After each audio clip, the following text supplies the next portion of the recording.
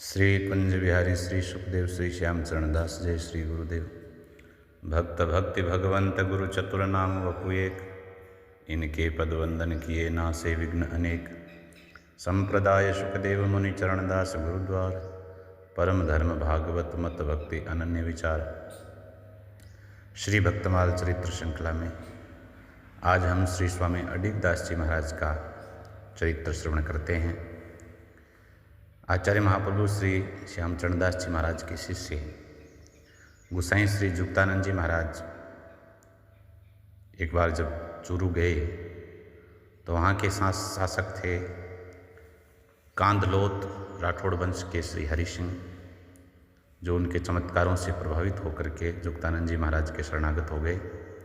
उन्हीं के वंश के एक नवयुवक ने भी उनसे दीक्षा ले ली और उनको ऐसा वैराग्य हुआ कि संसार से उदासीन रह करके वह हर समय जप ध्यान में लवलीन रहने लगा।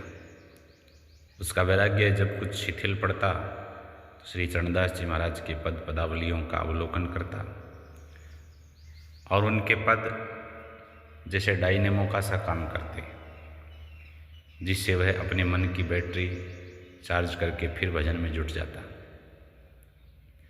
यह देख करके उसके माता पिता को चिंता हुई और उसका विवाह कर देना चाहा, पर उसने विवाह का विरोध किया।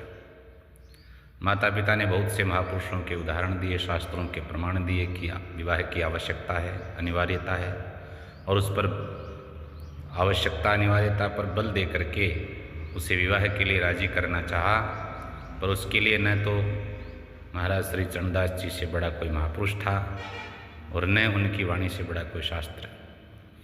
वे लोग जब उनके बहुत पीछे पड़ते तो वह उन्हें महाराज श्री चरणदास जी का ये पद सुनाने लगता। नारी ने हरि सुमिरन सुख होए, राजा प्रजा मुंडत चुंडत नैन कटाक्षण मोहे। ये स्त्री आसक्ति बड़ी खतरनाक है। राती चूनर चटक मटकले भूषण काजल साधे, मुड़ मुस्कावे मधुरी वाणी प्यार प्रीत कर बांधे। बहुतन को उन योग छुटायो, बहुतन को तप छीनो। योगी तपस्वी भी ऐसे नैन कटाक्षों के प्रभावित होकर के और उनका योग तप भी छूट गया। बहुतन की उन भक्ति बिगारी, अंग विषय रस दीनो। बंदुआ करी बहुत नाच नचायो, फंदा मोह लगायो। याते सावधान ही रहियो, मैं तुमको समझायो। गुरु सुखदेव बतावे साधो, निश्चय ठगी नहीं जानो। चरणदास कहे हाथ न आवो, नीके ताही पिछानो। तो ऐसा महाराज श्री चरणदास जी का ये स्त्री आसक्ति का और उसका दुष्परिणाम का पद बताता है। वह नवयुवक तो माता पिता को भय हो गया कि यह लड़का कहीं घर छोड़कर न भाग जाए। कड़ी नज़र उस पर रखने लगे। नौकर चाकरों से भी कह दिया आगे पीछे रहा करो इसके, और उन्होंने शीघ्र उसका विवाह कर भी दिया। अब विवाह के समय से ही उसे लगने लगा जैसे घर में आग लग रही है और वह निकलने का रास्ता खोजने लगा। विवाह के दूसरे दिन अर्धरात्रि में जब सब लोग विवाह की रात्रि के जागरण के कारण घोर निद्रा में सो रहे थे, वह घर से निकल गया और तीर की तरह छूटता हुआ जा पहुंचा महाप्रभु के पास, गुरुदेव के पास, दिल्ली। दूसरे दिन प्रातः उसे घर में न देख करके हाहाकार मच गया। चूरू में चारों ओर भागदौड़ करने पर जब कहीं वह न मिला तो माता पिता ने सोचा कि जरूर गुरुजी के पास गया होगा। इसलिए वे दोनों माता पिता दिल्ली पहुँचे। गुरुजी के आश्रम में रोध होकर के गुरुजी से प्रार्थना करने लगे, महाराज इसको घर भेज दो। गुरुजी ने कहा बेटा तुम घर जाओ, घर जाके भजन करो। अब वह क्या करता, गुरु आज्ञा की अवहेलना तो कर नहीं सकता था। माता पिता के साथ चला गया। माता पिता ये सोचकर प्रसन्न कि अब तो गुरुजी की आज्ञा ये कभी टालेगा नहीं, तो संकट सदा के लिए टल गया। पर भक्त ने एक और उपाय सोचा। उसने गुरु आज्ञा का भी पालन किया पूरी तरह, घर चला गया और घर में रहकर भजन करने लगा, लेकिन घर का खाना पीना बंद कर दिया। माता पिता के सामने फिर नया संकट खड़ा हुआ। उन्होंने उसे समझाने की कोशिश करी, पर जब वे उसे समझाते तो उल्टा वही उनको समझाने लगता।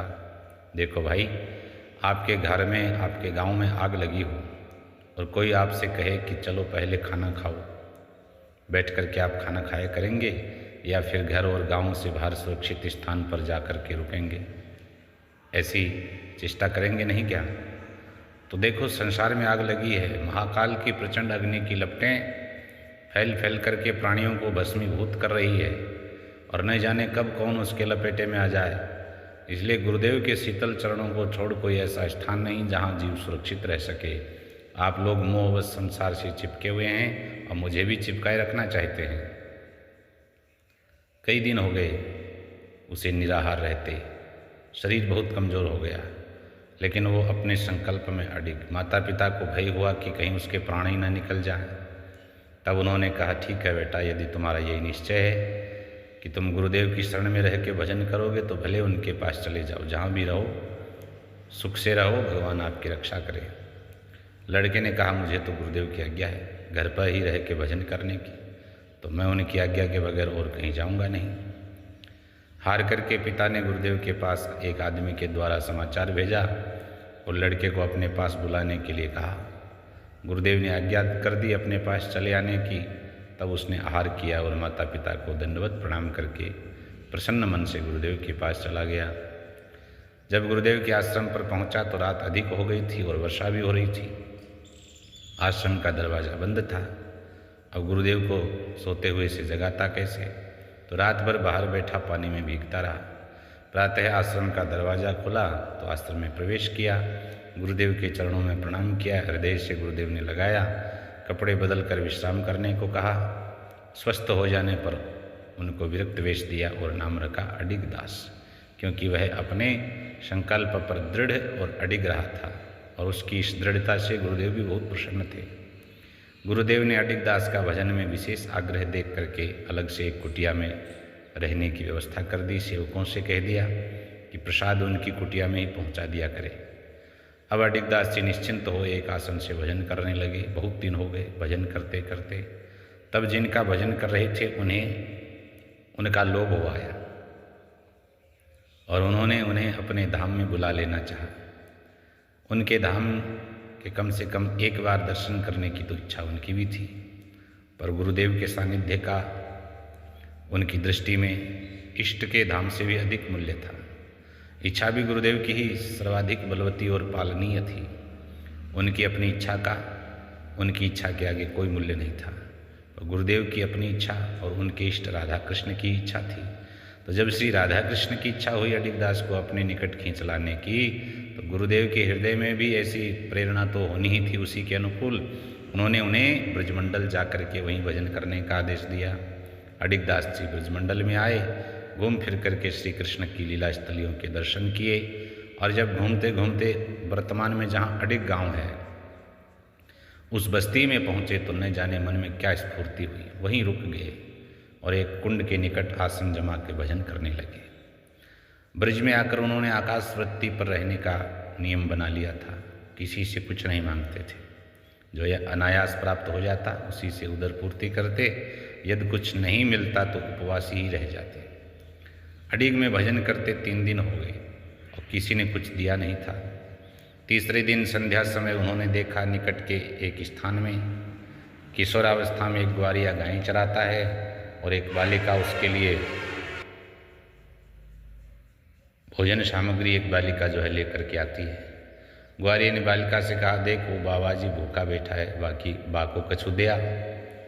बालिका ने बाबा की ओर देख करके कहा, बाबा इधर आओ ले जाओ। ग्वारिया बोला, रही ये बाबा अडिग है, अपने आसन से डिग तो ना हिल तो ना है, तो वह को तू ही दिया। बालिका ने जाकर के उनको भोजन दिया। भोजन देकर बालिका तो अंतर्धान हो गई। ग्वारिया भी फिर नहीं दिखा।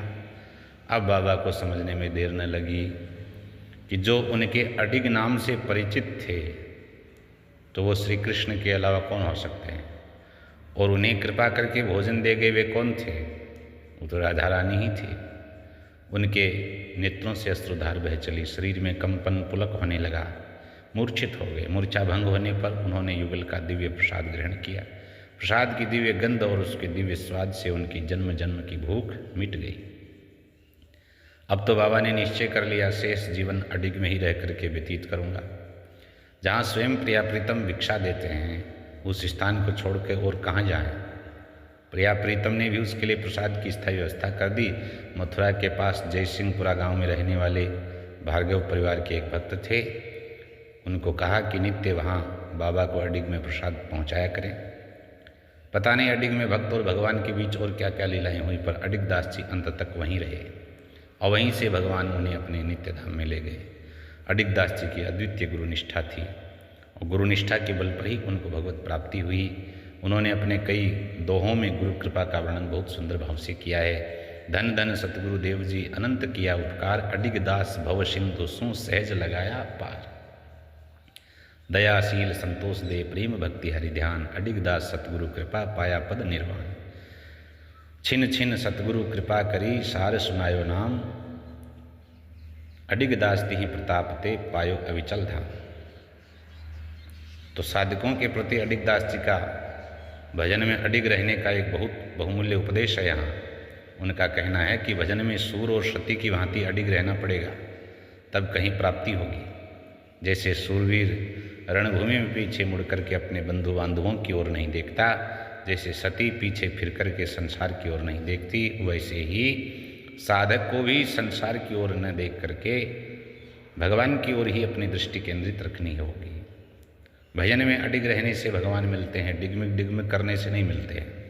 अडिग दास अडिग रहो, डिगमिग डिगमिग छाड़, टेक गहो हरि भक्ति की सूर सती जो माड़। ये उनकी स्वयं की वाणी है। अडिग दास अडिग रहो ज्यों सुरा रण खेत, जैसे युद्ध मैदान में सूरवीर खड़े होते हैं अडिग।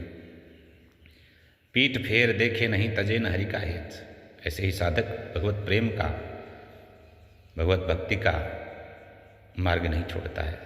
अडिग दास हरि भजन में अडिग धारणाधार, पाछे फिर देखे नहीं मात पिता धन नार। फिर पीछे कितने ही कुटुंबी हो, उनको मुड़ करके नहीं देखता, जिसको भगवत प्राप्ति की तीव्र उत्कंठा होती है। तो ऐसे श्री अडिग दास जी महाराज ने ब्रज में अडिग में रह करके प्रिया प्रीतम के दर्शन किए, वहीं अपना शेष जीवन व्यतीत किया और बहुत सुंदर उनके चरित्र के माध्यम से दृढ़ता से, अनन्यता से, निष्ठा से भजन करने का उपदेश हमको प्राप्त होता है। जय जय श्री सुखदेव।